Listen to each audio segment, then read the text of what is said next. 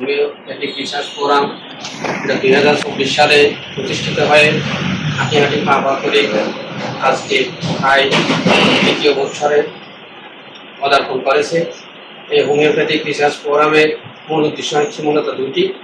একটি হচ্ছে যারা হোমিওপ্যাথিক ডাক্তার তাদেরকে নিয়ে গবেষণার মাধ্যমে কীভাবে রোগীদের আরও উত্তরোত্তর কল্যাণ সাধন করা যায়, সাথে সাথে পেশাগত যারা হোমিওপ্যাথিক ডাক্তার রয়েছেন তাদের পেশাগত কীভাবে দক্ষতা বৃদ্ধি করা যায়, এবং যারা অর্থাভাবে চিকিৎসা হতে তারা ব্যাহত হচ্ছেন, চিকিৎসা নিতে পারছেন না, তাদের পাশে দাঁড়ানো মূলত আমাদের এই হোমিওপ্যাথিক রিসার্চ ফোরামের লক্ষ্য এবং উদ্দেশ্য।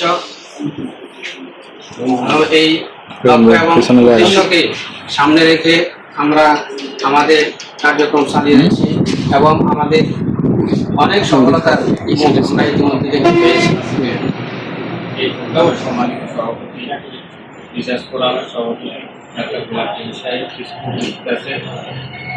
মৈত্রী ডক্টর অ্যাসোসিয়েশনের সম্মানিত কোম্পানিগঞ্জ থানা শাখার সভাপতি এবং জেলা শাখার সহসভাপতি ডাক্তার এম এ হান্নান সাহেব, উপস্থিত আছেন ডক্টর অ্যাসোসিয়েশনের সম্মানিত থানা শাখার সেক্রেটারি এবং জেলা শাখার সহ সাংগঠনিক সম্পাদক ডাক্তার আব্দুল্লাহ বাবুল ভাই সহ অসংখ্য তরুণ ডাক্তার।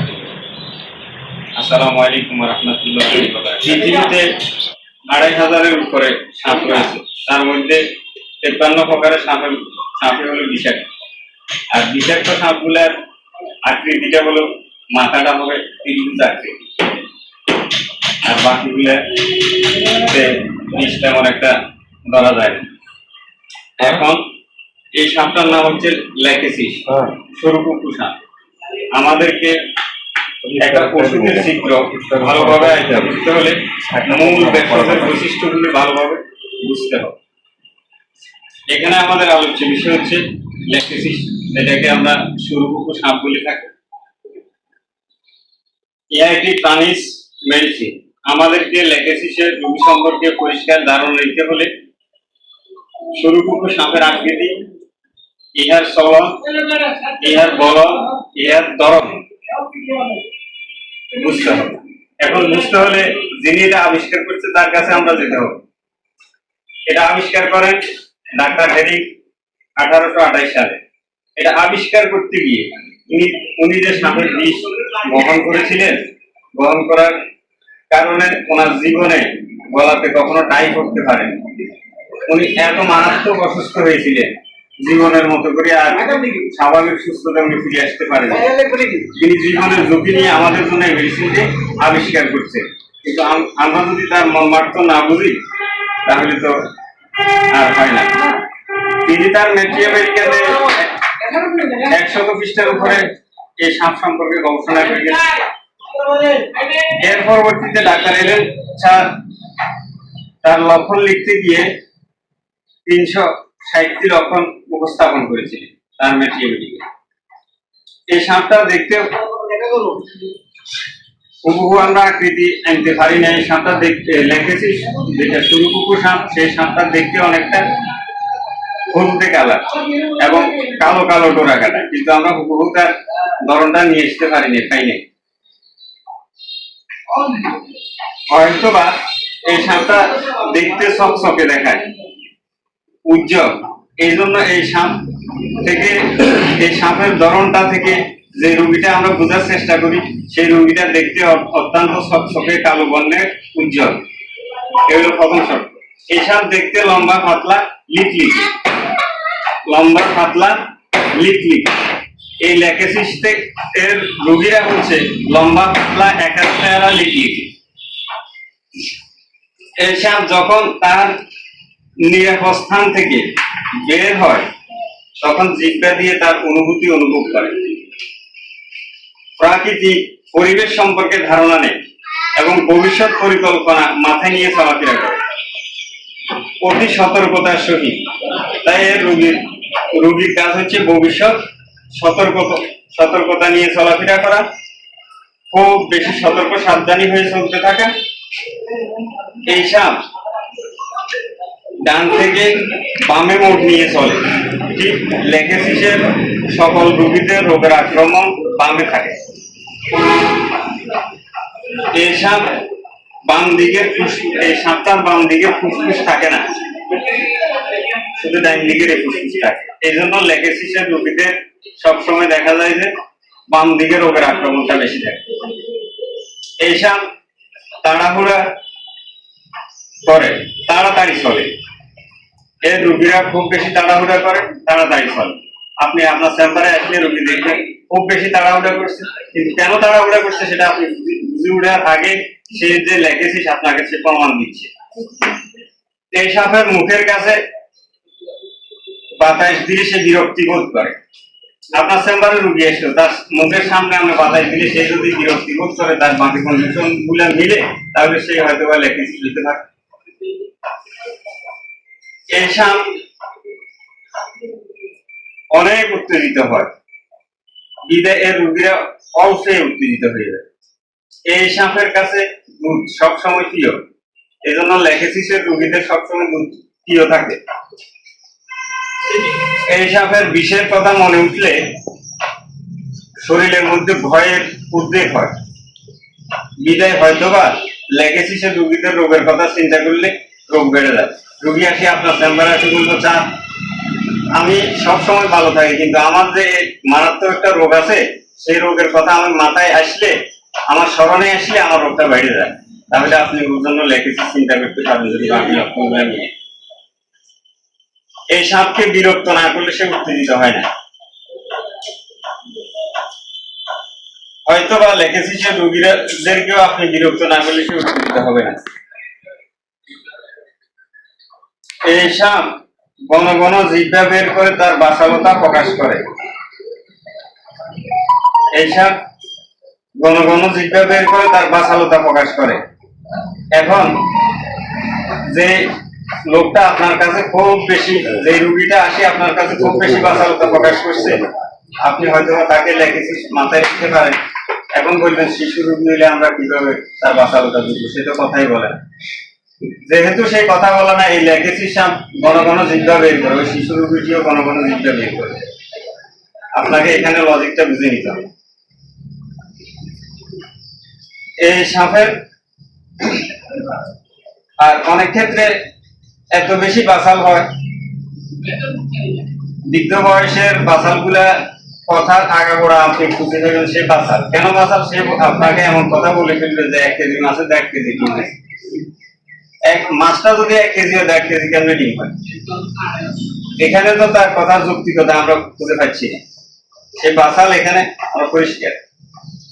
এই সাপের পায়খানা কালো এবং উঠলে, হয়তোবা এই সাপের রোগী যদি কখনো ফোড়া হয়, যদি কখনো তার কার্বন দেখা দেয়, যখন তার কোথাও গ্যাংগ্রিন দেখা দেয়, কোথাও তার পচনশীল ক্ষত দেখা দেয়, সেটা কালো, নীলচে অথবা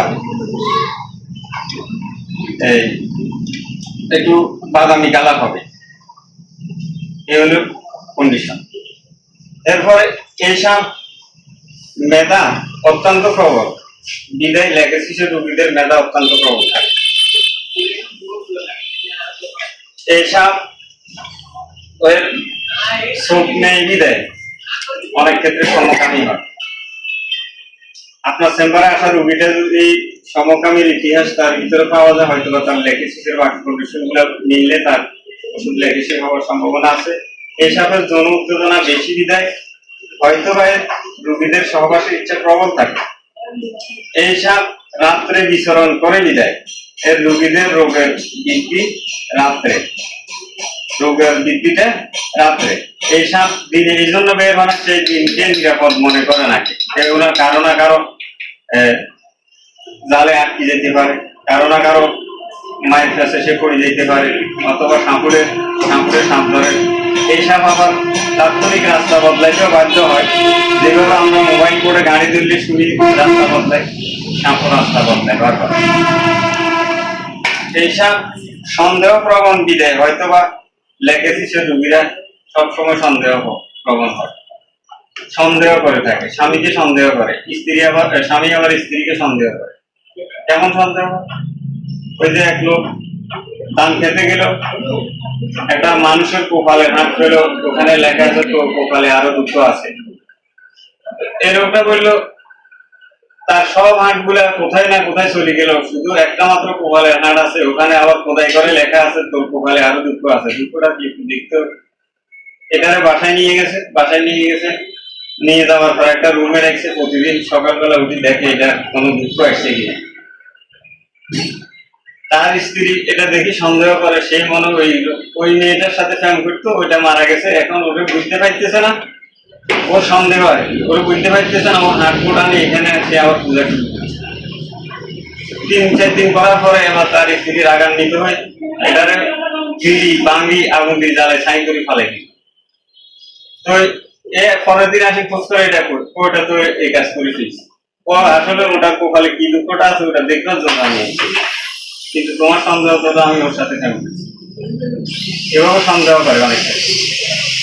আর যদি অনেক ক্ষেত্রে স্বামী সন্দেহ করে, ওই যে স্ত্রী মোবাইল চার্জ দিতে রাখতে 12টায় ব্যাটারি ফুল অন, আমি মনে করছি বিউটিফুল কে মেসেজ দিচ্ছে। আমি মনে করলে কে মেসেজ দিতে দেখে একটা ছাত্র এত বয়স হয়েছে তোর এখনো কি প্রেম তোরা এত রাত কে বিউটিফুল মেসেজ, এটা হলো সন্দেহের তালিকা। আচ্ছা, এই সাপ একাকি চলে বিদায় লেখেছি, সে রোগীরা সবসময় বেশিরভাগ একাকি চলতে চায়, অন্যকে সঙ্গী করতে চায় না। আচ্ছা, সময় তো আমাদের একদম নিকটে, আরেকদিন সময় পেলে আমরা দীর্ঘ আলোচনা করবো। এখন এই পর্যায়ে আমি আমার আলোচনা শেষ করছি। আমাদের এই রিসার্চ ফোরামের উদ্দেশ্যে এখন একটি কথা বলবেন কোম্পানিগঞ্জ থানা ডাক্তার অ্যাসোসিয়েশনের সাধারণ সম্পাদক ডাক্তার আব্দুল্লাহ বাবু। বিশেষ করে জিবিএম করার সে বিদেশ 10 মিনিট পরীক্ষা ঠিক এই একটি প্রোগ্রামে আজকে আমরা যা মনে সঞ্চার ছিল আজকে উপলব্ধি করছি, দেখতে পাচ্ছি, যেটা খুবই ভালো লাগলো। ধন্যবাদ জানাচ্ছি ফোরামের সকল ডাক্তারবৃন্দকে।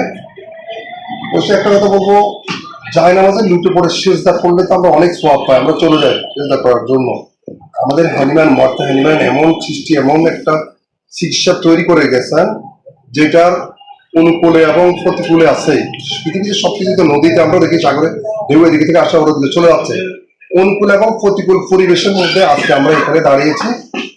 হোমিও ধারা আজকে সারা বিশ্বে নিন্দিত হচ্ছে না। কিন্তু আজকের এই ফোরাম যারা করছেন, আসলে এখানে কোনো যেহেতু রাজনীতি কোনো কথা উল্লেখ নাই, দেখা যাচ্ছে যে ভালো যে আমরা যদি এই ধরনের একটা ফ্রি চিকিৎসা ক্যাম্পে আমরা যারা ডাক্তারবৃন্দ আছি ও তৎপরত জড়িত হয়, এটাকে হিংসাত্মক মনোভাব নিয়ে সামনের দিকে এগিয়ে নিব এই প্রত্যাশা করব।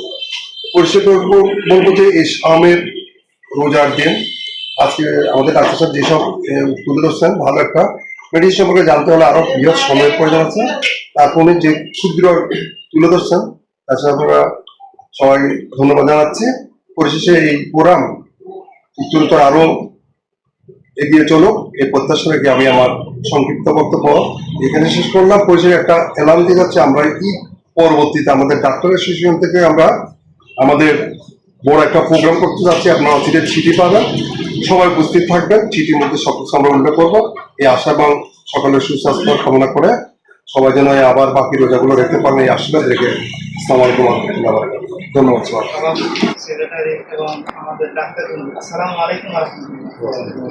কথা অনেক ছিল কিন্তু বলার তো অনেকগুলো চক্র নিয়ে এসেছি, বলার সুযোগ তো বলে মাত্র আর 3-4 মিনিট ভিতরে মনে রাখতেছি। আমরা সর্বোপরি যে জিনিসটা বলতে চাচ্ছিলাম, ইয়াইউল্লাযিনা আমানু, এই ইমানদারগণ, কুতিবা আলাইকুমুস সিয়াম, তোমাদের উপর রোজা ফরজ করা হয়েছে। কামা কুতিবা আলাল্লাযিনা মিন ক্বাবলিকুম, যা তোমাদের পূর্ববর্তী ব্যক্তিদের উপর রোজা, নবী রাসূলদের উপর রোজা ফরজ করা ছিল। লাআল্লাকুম তাত্তাকুন, তোমরা তাকওয়া অর্জন করবে। তাকওয়ার বিশাল এক ব্যাখ্যা নিয়ে আসছিলাম, দুর্ভাগ্যজনক আমরা আজকে এটা পাইনি। তারপরে স্বাস্থ্যগত যে তাকওয়া, আমরা এই রমজান থেকে যে আমাদের খাওয়া আমরা থেকে বিরত রয়েছি, এই বিরত থেকে আমাদের একটা ফায়দা আছে। ফায়দাটা হলো আমাদের জিহ্বার আগা থেকে রেকটাম মানে মলদ্বারের নিচ পর্যন্ত দেখা যাচ্ছে এই বিশাল দেশ থেকে 24 ফুট লম্বা যে জিহ্বা এসোফেগাস সহ টোটালে আছে, এই জিহ্বা থেকে বিশাল এক রেস্টের কারণে আমাদের এই আন্তরিক বিশাল এক শক্তি সৃষ্টি হয়, যা আপনার মস্কো বিশ্ববিদ্যালয়ের একজন শিক্ষক 1769 সালে একজন শিক্ষক এই গবেষণাগার প্রতিবেদন দাখিল করেছিলেন। প্রতিবেদনে তিনি সাংবাদিক তাদেরকে জিজ্ঞেস করছিলেন যে আপনি এত কিভাবে এই প্রতিবেদনটা দিলেন। তিনি বলতেছেন দীর্ঘমেয়াদী রোজা আছে, দীর্ঘমেয়াদী রোজা আছে, মাসে মাসে রোজা থাকি, 2-4 দিন করে রোজা থাকি। এটা আমি পরীক্ষা করে দেখছি যে রমজানের কারণে আন্তরিক সমস্যাগুলা দূর হয়ে যায়। আমাদের জার্মান এক বিজ্ঞানী ডাক্তার ক্রিশ্চিয়ান ফেডারিক তিনিও গবেষণা করে দেখছেন যে রমজানের কারণে কালাজ্বর, মির্গি রোগ, তারপর আন্তরিক সমস্যা, গ্যাস্ট্রিকের সমস্যা, আদার্স অনেকগুলো সমস্যা আল্লাহ নিরাময় করে অতি সহজে, এটা ওষুধবিহীন। তাহলে এই বিশাল একটা তথ্য আমরা পেলাম। আল্লাহ 23 বছর আগে যে আয়াতটিকে আমাদের কাছে সূরা বাকারার 83 নম্বর আয়াতে উপস্থাপন করছে,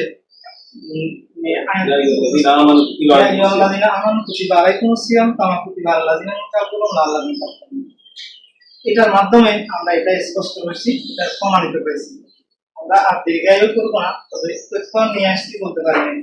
আমাদের রিসার্চ ফোরাম যেটা আছে এটা স্থাপিত হয়েছে 2024 সাল থেকে। আজকে 2 বছর আমরা 2 বছরে আজকে ইফতার আয়োজন করছি। এটি আমাদের যেহেতু ডাক্তার আছে, নতুন ডাক্তার আছে, আমাদের সাবেক সিনিয়র ভাইরা আছে, ডাক্তার সাহেবরা আছে। আমাদের এখানে যখন রোগী এন্ট্রি হয় তখন 200 টাকা আমরা ফি, আর মেডিসিন আমরা রোগ সুস্থ হওয়া পর্যন্ত আমরা ফ্রি ট্রিটমেন্ট দিয়ে থাকি, কোনো ওষুধের টাকা নেওয়া হয় না। এটি অর্থনৈতিক যে যোগানদাতা, এই অর্থনৈতিক যোগানদাতা যারা উদ্যোক্তা তারা তাদের আয়ের উৎস থেকে এই যোগানদাতাটা দিচ্ছে। আল্লাহ বলতেছে অমিমা রাজাক নহমিন করুন, আমাদের যে দিচ্ছি তাতে তোমরা ব্যয় করো। ইনশাআল্লাহ আমরা মানব সেবার জন্য এই আজকের হোমিও রিসার্চ আমরা উদ্যোগ নিয়ে সৃষ্টি করেছি। আর এখানে আমাদের আয়ের কিছু অংশ আমরা এখানে প্রয়োগ করি, প্রায় 2 লক্ষ টাকার উপরে আমাদের ব্যয় এই প্রতিষ্ঠানটা সৃষ্টি হয়েছে। ভবিষ্যৎ পরিকল্পনা আমাদের আছে, সেটা হলো হোমিও হসপিটাল সৃষ্টি করা, একটা প্রতিষ্ঠা করা, তারপর নব শিক্ষার্থী বা তরুণ ডাক্তার যারা আছে তাদেরকে নিয়ে আমরা প্রতি মাসে একটা করে স্পেশাল ক্লাস করানোর জন্য। কিন্তু আল্লাহ বলতেছে আমা অতিথু মিলান তুমি কাদিলা ইল্লা কাদিলা, আমি পৃথিবীতে সামান্যতম জ্ঞান দান করেছি। এই সামান্যতম জ্ঞানকে যত রিহার্সাল করবে তত আশা করি আমাদের জ্ঞানের পরিধিটা তত বাড়বে। তাই আমরা প্রতি মাসে একদিন করি এই কোচিং সেন্টারটা, মানে কোচিং উচ্চ প্রশিক্ষণ ক্লাসটা চালু করার সিদ্ধান্ত নিয়েছি। সফলতা মানবতার সেবা প্রদান আমরা করেছি সফলতার সহিত। গ্যাংগ্রিন ক্যান্সার সহ আমাদের অনেকগুলো ভালো তথ্য নিয়ে আমাদের রোগীরা সুস্থ হয়েছে। আলহামদুলিল্লাহ এখন বর্তমানে তারা দোকানদার বাজার হচ্ছে, বাজারে আসতেছে। দৃষ্টান্তমূলক উদাহরণ আছে। বন্যা কবলিত এলাকাতে আমরা প্রায় নগদ অর্থ এবং ত্রাণ দিয়ে প্রায় 2 লক্ষ টাকার উপরে এই সংস্থা থেকে আমরা এলাকাবাসীকে দক্ষিণবঙ্গে যাই আমরা এটা করি যে গৃহস্থের কাছে কাছে আমরা দিয়ে এসেছি। ইনশাআল্লাহ আমাদের জন্য রিসার্চ প্রোগ্রামের জন্য আপনাদের সকলে দোয়া করবেন। আমাদের দাওয়াতি কাজ নিয়ে যারা এসছে, আমাদের ডাক্তার সিনিয়র ভাইরা আসছেন, ডাক্তার ইন্দ্র আসছেন, সরকারি ডাক্তার আসছেন, তারপরে শিক্ষানবিশ ডাক্তার আসছেন। ইনশাআল্লাহ আপনারা ভবিষ্যতের দিকে রোগী দিয়ে কিছু শেখার জন্য যদি শিখতে চান তাহলে রোগী দিয়ে আসবেন, আর রোগী নিয়েই আমরা রিসার্চ করে আপনাদেরকে শিখাবো। আপনাদের সকলকে ধন্যবাদ। আমার তৌফিক ইল্লা বিল্লাহ। পর্যায়ে আমাদের সামনে মোনাজাত শেষ করবেন আমাদের রিসার্চ ফোরামের সদস্য আমুল কাশেম করাই দিবেন।